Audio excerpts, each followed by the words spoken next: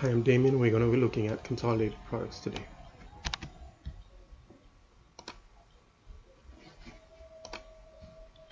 So now Ben, he was plant manager for 10 years before he retired. He's a well-liked guy. He knew just about everybody by name, and he frequently interacted with the workers to find out what was going on with them. He generally showed an interest in their lives, and therefore they were pretty loyal to him. There was low employee turnover. Social activities such as holiday parties were planned. He also put a fitness center in place for them. He reassigned people to different tasks during low period in order to avoid layoffs. Drawbacks: production costs were high and productivity was low.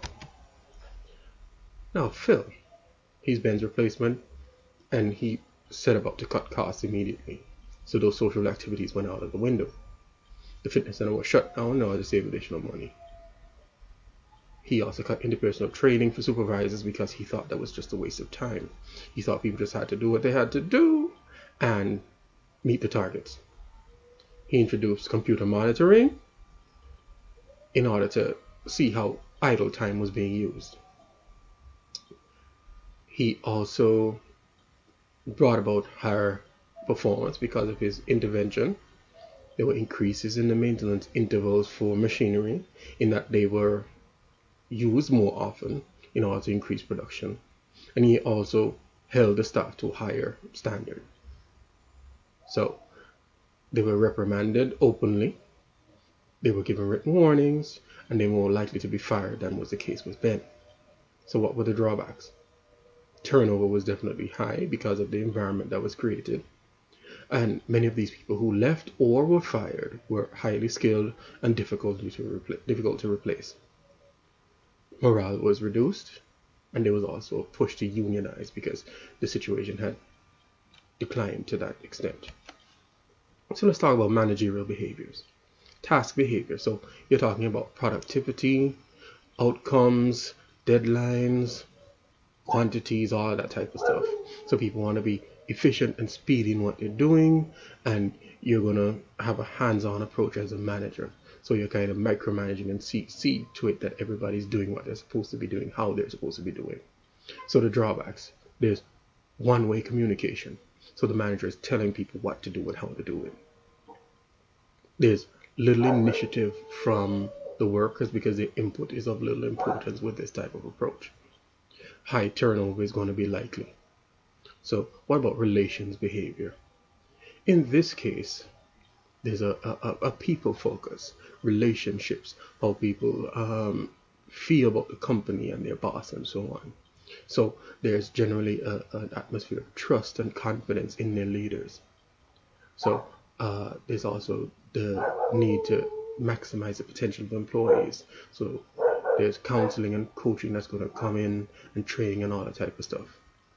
So personal involvement sometimes blurs the professional lines. So it's a little harder for you to bring down the hammer, which means that there's going to be lower accountability, and targets are probably going to be missed more likely. So let's continue. So what are relationship behavior? So supportive intervention. Do you provide opportunities for scaffolding? Do you guide employees to make sure they know what they're doing? Do you ensure that they're in a frame of mind to do the work properly? That was definitely Ben's thing because he was a relationship guy. Phil couldn't care less. He had ultimatums: do it or don't work here anymore. So what are developing strategies? Well, Ben, for one, wanted his supervisors to be equipped in such a way that they'll be able to help their employees to become better workers, to become more skilled, and definitely to be more satisfied with their jobs. Phil couldn't care less. He wasn't an interpersonal guy. He was numbers, he was deadlines, he was targets, he was quantity over quality. So recognition. Well, there was recognition in the sense that Ben, he patted everybody on the back, but I really doubt there was any emphasis on high performers. Phil couldn't care less. He wasn't about recognizing. He only recognized when you did bad and you were punished for it. So task behaviors. Did you clarify what you wanted to do? Did you specify how something should be done? There's no evidence that Ben did this. Phil, however, was clear in what he wanted. He was specific in terms of what he expected of his employees. So planning. Ben, there's no evidence of this. He was a jovial, likable guy. So definitely, spirits were high around him. But the question is whether they had an ultimate sense of accountability. Didn't seem that way. Phil was more strategic. These were the goals. He was known as somebody who could turn a plant around to deliver results and improve performance. And that was definitely evidence of him being somebody who was emphasizing planning. Monitoring. So Ben could be a monitor in the sense that, well, he went around, he wanted to know how people were doing and their frame of mind and so on. So in a sense, he could monitor morale. Phil, his monitoring was definitely computer to see idle time, to see who was actually wasting the time that they're being paid for, in addition to the fact that he's monitoring to see if they were doing things correctly. So participative versus inspirational leadership. Participation leadership engenders trust and confidence. The input of workers is seen as being paramount. So there's ownership, and these people develop a sense of loyalty to the company and the leader because of them feeling like they're making a meaningful contribution to the organization. Of course, inspirational leadership. So you're going to be taught, you're going to be empowered with the skills, because an inspirational leader realizes that when somebody's empowered, when they're doing well, it's a reflection on both the manager and the employee who's been empowered. So both are high performance as a result. So there's also the awareness that there's different ways to motivate people. So a dinner for two could work for somebody, a paid day off could work for somebody else. Emphasis on the strengths. So if somebody is a good planner, he or she could probably be utilized as one of the people who could help with scheduling for the next 2 weeks, for instance. So there's respect in terms of interactions. So they don't pull rank, so to speak. They respect the janitor to the extent that they respect the CEO. They are people who demonstrate enviable traits, and therefore that's why they're inspirational. They're people you want to aspire to be like. So influence gaining strategies. Now, influence refers to the ways people use to get people to do what they want. So in this case, Sam, reciprocity. I respect you, you respect me. I want to please you, you want to please me. There's pre-giving. In this case, what he did, social activities, the gym, pep talks. So that should motivate people to an extent. And of course, there's emotional intelligence.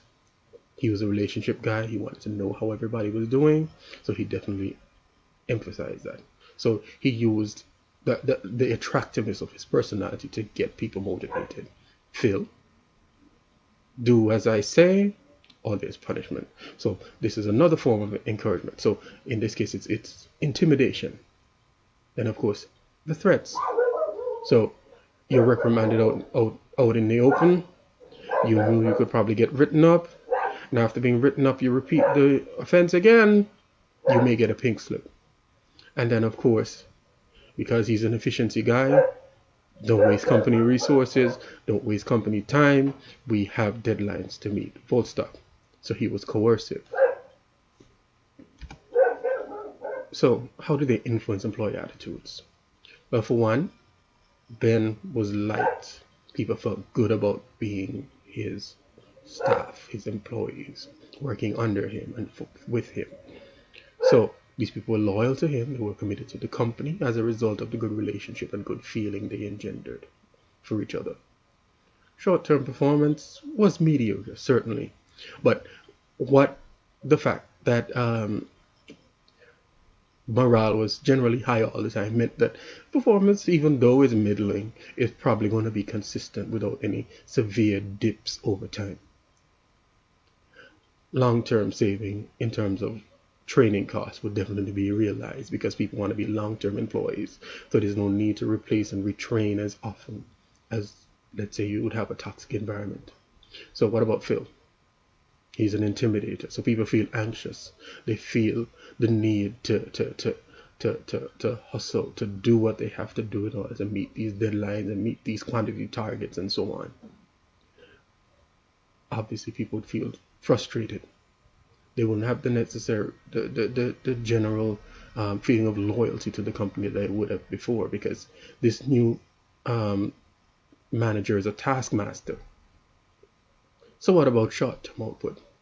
Well, definitely it's going to be high because these people know that their jobs are on the line. They're accountable for everything. So what's going to happen long term? Well, for one, the fact that he lost so many highly skilled employees because they were either fired or they quit on their own. You're going to have a deficit in terms of skilled labor. And as I mentioned, long-term performance is going to be hampered as a result. Training costs are definitely going to skyrocket because nobody wants to stay long-term in a company where the environment is toxic and the manager is a taskmaster. So now let's look at the performance equation very briefly. Now, performance is a function of ability and motivation or effort. Ability itself is a function of attitude and the training and resources afforded to you. Motivation is a function of desire and commitment. Now, before I talk about what I do as a manager, let's talk about some of the performance caveats that we would have encountered. So, Ben, he's a relationship guy, but there's little worker accountability. Poor resource management means higher costs. Workers definitely motivated to attend, but they aren't necessarily motivated to perform. Specificity of expectations, there's no evidence of this. Attendance would certainly be high, turnover would be low, and output would also be low, simply because of lower levels of accountability. High performers are probably not that motivated to excel because, as I said before, everybody probably got a pat on the back from Ben because he wants everybody to feel good. Phil, he intimidates people and that motivates them to work. But the lack of holistic management demotivates people over time. You can't just look at numbers and expect people to always have high morale and feeling good about their place of employment. There didn't seem to be any recognition of good behavior. The environment, as I mentioned, is toxic, so you're going to have high turnover most likely. Relationships are going to be strained, which would explain why they want to unionize now. And of course, lack of skilled labor over time is going to negatively affect output.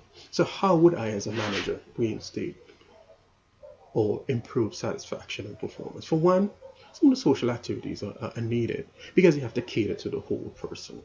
You have to see to it that people are motivated. You can't just motivate them by a salary or by rewards, but let them feel good about their contribution to the company. Recognize high achievement. As I mentioned, paid days off could be good. Let's say dinner for two, a night at a hotel, that type of stuff, a spa day, what have you. Competition among small groups would be an excellent way to do this. So let's say you have groups of 10. You can have performance competitions among the 3 or 4 groups, however many there are, in order to meet certain targets. Then you can have things such as perfect attendance award, quality assurance, because quality without quantity is a waste of resources. And of course, that could affect the reputation of the company long term if you put out low quality product. Maintain the computer monitoring. It's a good thing, and it needs to be sold as a good thing. Then you could also talk about periodic performance evaluations. There's nothing wrong with performance evaluations, but it should not just be seen as let's say, a big stick hanging over somebody's head. Okay, now here is my presentation. These are my sources. Thank you.